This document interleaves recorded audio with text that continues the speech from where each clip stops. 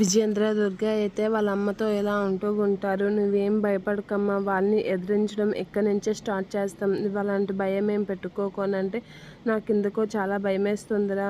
మీరు అలా చెప్పినా నాకు చాలా కంగారుగా ఉంది. అస్సలు ఒప్పుకోవడానికి నా మనసు అంగీకరించడం లేదు అనైతే అంటూ ఉంటుంది. ఆ మాటలకి విజయేంద్ర అయితే మీరేం భయపడకండి అత్తయ్య అని దుర్గా అంటూ ఉంటుంది. విజయేంద్ర అయితే నువ్వేం భయపడకమ్మా, మేమున్నాం కదా, ఇక్కడి నుంచే వాళ్ళకి కౌంట్ డౌన్ స్టార్ట్ అవుతుంది. మన ఇంట్లో ఉండే వాళ్ళని వాళ్ళు ఏం చేస్తున్నారు అనేది టార్గెట్ చేస్తాం అనేది అంటూ ఉంటాడు. ఇక దుర్గా కూడా ఇప్పుడు ఇక్కడి నుంచి ఎవరికి ఏ ప్రమాదము రాదు అత్తయ్య, అలా రాకుండా మేము చూసుకుంటాం కదా అని అయితే దుర్గా అంటూ ఉంటుంది. ఇక రక్షిత వాళ్ళైతే షాక్ అయ్యి అలా చూస్తూ ఉంటారు. రక్షిత, పురుషోత్తం అయితే ఏం చేస్తారు వీళ్ళు అని అయితే అలా వెళ్తున్న వాళ్ళకాసి అయితే చూస్తూ ఉంటారు. ఇక విజేంద్ర అయితే వాళ్ళ అమ్మని తీసుకొని మేడపైకి అయితే వెళ్తూ ఉంటారు. అలా వెళ్తున్న వాళ్ళకాసి చాలా కోపంగా చూస్తూ ఉంటారు రక్షిత, పురుషోత్తం.